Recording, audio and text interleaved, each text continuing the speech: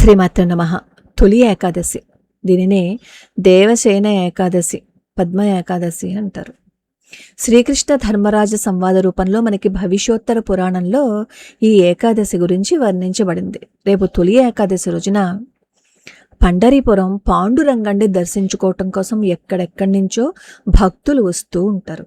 మనం అక్కడికి వెళ్ళలేకపోయినా ఈ వీడియోలో మీరు చూస్తున్నది పుండలీకుడితో పాటు చోకామేళ, జ్ఞానేశ్వర్, తుకారాం, ఏకనాథ్, అలాగే జానాబాయి, వీళ్ళందరూ ఎక్కడెక్కడైతే నివసించారో ఆ ప్రదేశాలన్నీ చూస్తూ వీడియో చూసేద్దాం. ఈ వ్రత కథను వినేయండి. వ్రతం చేయలేని వాళ్ళు కనీసం వ్రత కథను విన్నా ఆ ఫలితం వస్తుంది అని కృష్ణ పరమాత్మే చెప్పారు. ఒక్కసారి హృషికేశ అని కృష్ణ పరమాత్మని కామెంట్లలో ఒక్కసారి స్మరణ చేసుకుని వీడియో వినేద్దాం. నిజంగా ఈ తొలి ఏకాదశి రోజున పండరీపురం వెళ్ళడం అంటే ఎన్ని జన్మల అదృష్టమో కదా. మనం ఈ కథని వింటున్నాం, ఈ పండరీపురం మానసికంగా కూడా వెళ్ళిపోతున్నాం. కాబట్టి మనకి కూడా ఆ భగవంతుడి అనుగ్రహం ఖచ్చితంగా ఉంటుంది. ఆషాఢమాసం శుక్లపక్షంలో వచ్చే ఏకాదశి గురించి, ఆ రోజు చేయవలసిన విధి విధానాలు ఏంటి అని కృష్ణ పరమాత్మని ధర్మరాజు అడిగినప్పుడు కృష్ణ పరమాత్మ చెప్తున్నారనమాట. నారదుడు కూడా ఒకసారి బ్రహ్మదేవుణ్ణి ఇదే విషయం అడిగారు. బ్రహ్మగారు ఏదైతే చెప్పారో అదే చరిత్రని నీకు నేను చెప్తాను అని కృష్ణ పరమాత్మ ధర్మరాజుతో చెప్తున్నారనమాట. నారదుడు ఒకసారి తన తండ్రిని సమీపించి, తండ్రి, ఆషాఢమాసం శుక్లపక్షంలో వచ్చే ఏకాదశి పేరేంటి? విష్ణు ప్రీత్యర్థమై ఆ ఏకాదశి వ్రతపాలన చేసే విధానాన్ని నాకు చెప్పండి అని చెప్పి ప్రార్థించాడు. అది విన్న బ్రహ్మ అతనితో, ఏకాదశి వ్రతమంతటి పవిత్రమైన వ్రతం ఈ భౌతిక జగత్తులో వేరొకటి లేనే లేదు. సమస్త పాపాలను నశింపచేయటానికి తప్పనిసరిగా ఏకాదశి వ్రతాన్ని పాటించాలి.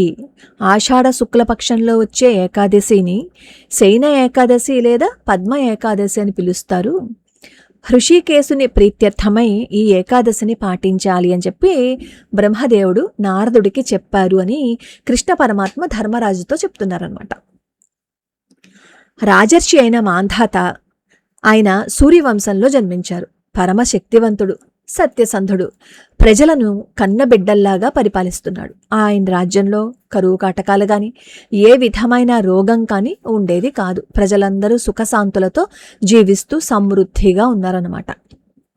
అయితే ఈ మాంధాత పోషాగారంలో అధర్మంగా సంపాదించిన సంపాదన అస్సలు ఉండేది కాదు. అలా రాజు, ప్రజలు ఆనందంగా కాలాన్ని గడుపుతున్నారు. కొంతకాలం అయిన తర్వాత విధివశాత్తు వానలు కురవలేదు, కరువు వచ్చేసింది. ఆహార కొరత ఏర్పడింది. ప్రజలందరూ బాధపడుతున్నారు. ఆహార కొరత వలన యజ్ఞయాగాదులు చేయలేదు, అలాగే వేదాధ్యయనం కూడా నిలిచిపోయింది. అప్పుడు ఈ ప్రజలందరూ రాజు దగ్గరికి వెళ్ళి, రాజా, ఇంత ఇబ్బంది వచ్చేసింది, మేమందరం చాలా బాధపడుతున్నాము, ఈ విపత్కర పరిస్థితికి ఏదైనా ఒక మార్గాన్ని చెప్పు అని చెప్పి ప్రార్థించారు. అప్పుడు రాజుగారేమో, నిజమే మీరు చెప్పింది, కానీ ఏం చేయను, రాజు ఏదైనా పాపం చేస్తేనే ప్రజలు ఇలా కష్టపడతారని పురాణాల్లో చెప్తారు. మరి నేను చేసిన దోషం ఏంటో నాకు అసలు తెలియటం లేదు, నా బుద్ధితో నేను తెలుసుకోలేకపోతున్నాను. అయినా మీకోసం నేను ఏదో ఒకటి చేస్తానని చెప్పి రాజుగారు ఏం చేశారంటే కొంతమంది సైన్యాన్ని తీసుకుని అరణ్యానికి వెళ్ళారు. అక్కడ అంగీరస మహర్షి కనిపిస్తారు. రాజు ఆయన్ని చూడగానే వాహనం నుంచి కిందకి దిగి పాదాభివందనం చేస్తారు. ఋషి ఏమో ఆ రాజుని ఆశీర్వదిస్తారు. తర్వాత అంగిరస మహర్షి మాంధాతని క్షేమ సమాచారాలు అడిగినప్పుడు అప్పుడు రాజు అన్ని విషయాలు చెప్తారనమాట. రాజా, నీ రాజ్యంలోనే ఒక అధర్మం జరిగింది, కాబట్టి నువ్వేం చేస్తావు అంటే ఆషాఢ శుక్లపక్షంలో వచ్చే ఏకాదశి రోజున వ్రతాన్ని చెయ్యి. నువ్వు, నీ రాజ్యంలో ఉన్నవాళ్ళు కూడా ఈ ఏకాదశి వ్రతాన్ని చేస్తే ఆ వ్రత ప్రభావం వల్ల నీ రాజ్యంలో తప్పకుండా వర్షాలు కురుస్తాయని చెప్పి చెప్తారు ఆ ఋషి. చెప్తూ ఈ ఏకాదశి సమస్త మంగళాన్ని చేకూర్చి పూర్ణత్వాన్ని ప్రసాదిస్తుంది, సమస్త అడ్డంకులను తొలగిస్తుంది. కాబట్టి మీ అందరూ కలిసి, రాజ్యంలో ఉన్న వాళ్ళందరూ కలిసి ఈ ఏకాదశి వ్రతాన్ని చెయ్యని చెప్పి ఋషి చెప్తారు. ఆ ఋషి వాక్యాలను విన్న మాంధాత నగరానికి వచ్చి ఆషాఢమాసంలో బంధుమిత్ర పరివార సహితంగా ఏకాదశి వ్రతాన్ని పాటించారు. ఆ వ్రత ప్రభావం వల్ల వర్షాలు కురిశాయి. నీటి కొరత తీరిపోయింది. రాజ్యమంతా ధాన్యరాశితో నిండిపోయిందనమాట. అప్పుడు హృషికేశుడి అనుగ్రహం చేత అందరూ సుఖంగా జీవించారు. కాబట్టి సుఖ సంతోషాలను, ముక్తిని ప్రసాదించే ఈ పవిత్రమైన ఏకాదశిని అందరూ పాటించాలి. ఈ ఏకాదశి వ్రత మహిమను విన్నవాళ్ళు, చదివిన వాళ్ళు కూడా సమస్త పాప విముక్తులవుతారు అని కృష్ణ పరమాత్మ చెప్పారు. కష్టం కానీ సమస్య కానీ వచ్చినప్పుడు ఇతరులని నిందించకూడదు. అలా నిందించకుండా మనం పరిష్కారం వైపు అడుగులు వెయ్యాలి. మన ప్రయత్నంతో పాటు భగవంతుడి మీద నమ్మకాన్ని పెట్టి సాధన చేస్తే ఎటువంటి పెద్ద కష్టాన్నైనా దాటచ్చు. అందరూ కలిసి ఒకే లక్ష్యం కోసం ఐక్యంగా చేసిన ప్రార్థన లేదా ప్రయత్నం ఎప్పుడూ విఫలం కాదు అని మనకి ఈ కథ చెప్తుంది. కష్టాలు జీవితంలో రావడం సహజం, కానీ వాటి ముందు తల వంచి కృంగిపోకుండా మనం అలా నిలబడితే విజయాన్ని సాధించవచ్చు అని మనకి ఈ వ్రత కథ చెప్తోంది. మనందరి మీద లక్ష్మీనారాయణుల అనుగ్రహం ఉండాలని కోరుకుంటూ అందరికీ శయన ఏకాదశి శుభాకాంక్షలు. ఇప్పుడు మీరు ఈ వీడియోలో చూస్తున్నారు కదా, ఈ కుండలు అక్కడ ఉన్న ఇవన్నీ కూడా జానాబాయి గారి కాలంలో వాడినవన్నమాట. ఈ తొలి ఏకాదశి రోజే జానాబాయి గారు పాండురంగడిలో ఐక్యమైపోయారు. అందుకే ఈరోజు ఈ వీడియో చూడడం నిజంగా అదృష్టం కాదంటారా చెప్పండి.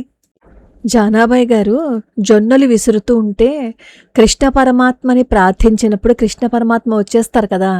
జానాబాయి గారు జొన్నలు విసురుతున్నప్పుడు తిరగలన్నమాట ఇది.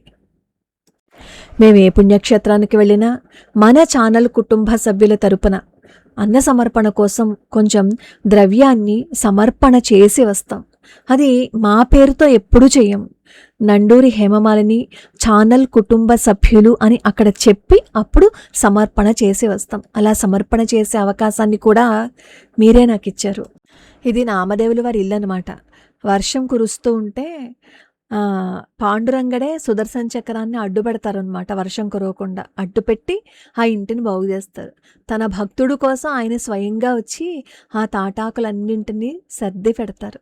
అది భగవంతుడి పాదాలు పట్టుకుంటే మనం అన్నీ వదిలేసి ఆయన పాదాలు పట్టుకుంటే ఆయన అనుగ్రహం అలా ఉంటుందన్నమాట.